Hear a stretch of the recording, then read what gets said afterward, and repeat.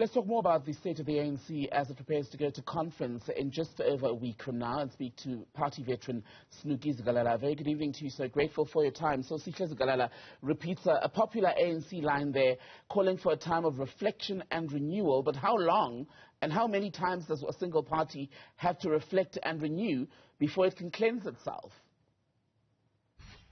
Yeah, the party, it's a process to cleanse itself. As you know, that we have more than 10 years of state capture. Our branches, and some of them are dysfunctional, and some of them are led by criminals. It's a fact. Now, for you to cleanse the party, it means that you have to make sure that you have what you call constitutional amendments.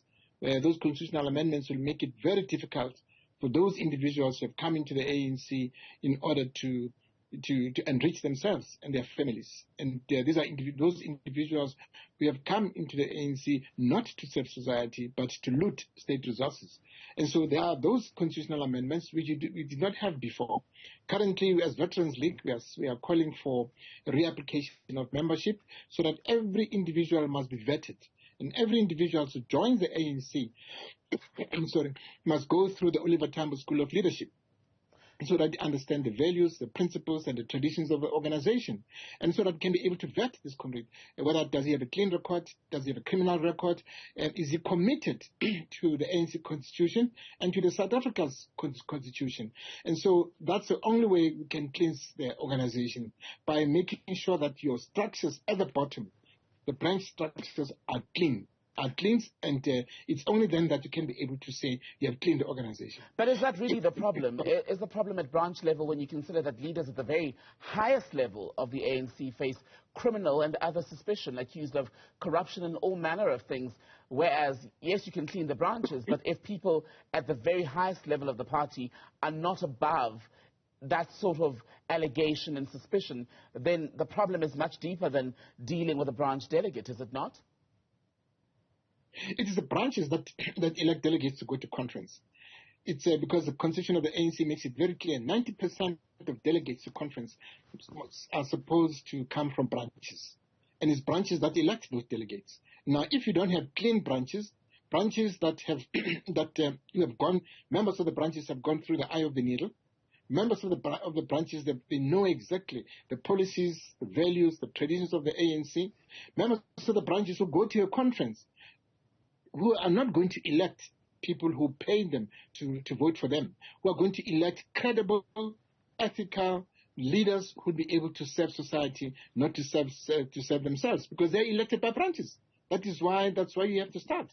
We as veterans, we do not believe in we have what they call a renewal commission, which looks at the ANC in 2032. We are saying before you do that, they must start cleansing the branches themselves. Make sure that the branches are branches that have that the core leadership of the branches are those who are clean, those who are committed to ANC traditions, those who have gone through the eye of the needle, those who understand where the ANC is coming from and where it's going to. Is it not too late, sir, when you consider just how high up some of the people who are allegedly not clean sit in the organization today, and the rumors of how, or allegations of how money can sometimes buy you influence and a faster step up the ladder? And so what we are saying to our comrades, that immediately if somebody pays for your membership card, you must refuse that. If somebody says, I'll give you 10,000 rand to go and vote for so-and-so, you must refuse that. But at the same time, you must expose that person. You must say, okay, show me the money.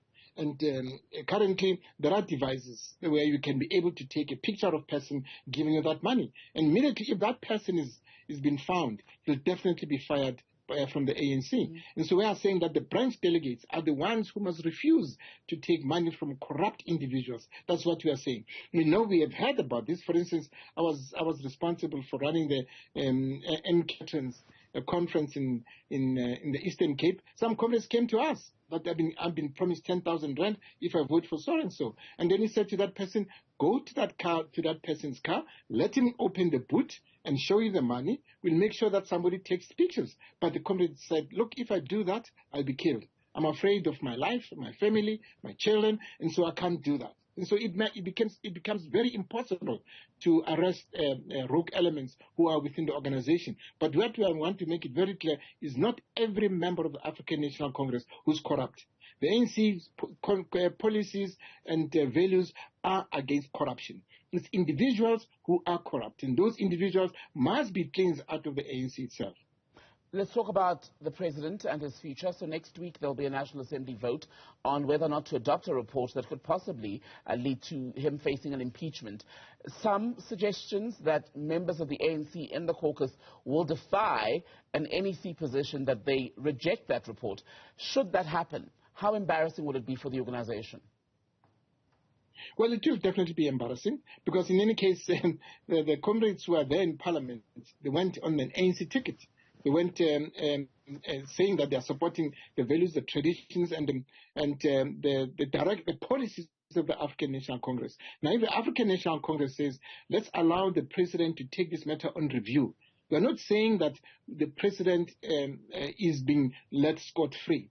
The president said, I'm taking this matter on review, and the outcome of that will determine my fate. And at the same time, we are saying that the hawks are investigating the matter. The SIU, they are investigating the matter. Let them come with the report and charge him.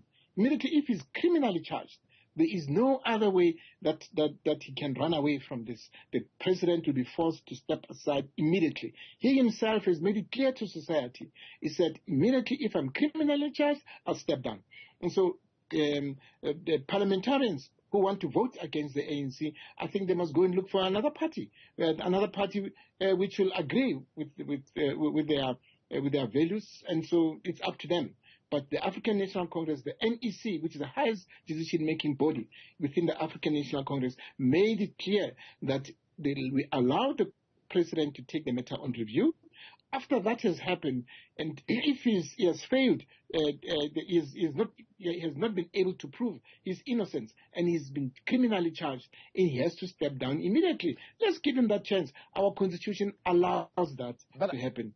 So we believe in what he's saying. I hear you, Mr. Zikalala, on the issue of criminal charges and that then kicking in basically the party's step-aside rule. But should he lose this review of the independent panel report, would that not be sufficient grounds for him to quit, considering just how much of a spectacle it would cause, especially as far as his appearances as head of state in parliament, for instance? He would basically be taking the country back through the disruptions and the scandal similar to the Nkandla years, would he not? Well, Judge Nova said he has allowed him to take it on review, which is good. But if he is found wanting, and is found that he violated our constitution, definitely left to step down. If he's found that he has violated our constitution, and then that the matter has been thoroughly investigated by law enforcement agencies and has been criminally charged, definitely he's got no other option but to step down immediately. And we'll support that as veterans. If his review of this report is unsuccessful, the review itself, park the issue of criminal charges, should he still quit? No, immediately the review finds that he has to be impeached. Then he has to resign. You can't be impeached and then he sits as the president of the country and the president of the African National Congress. We don't want the president to be impeached. Then it means if he's impeached, there'll be public scrutiny.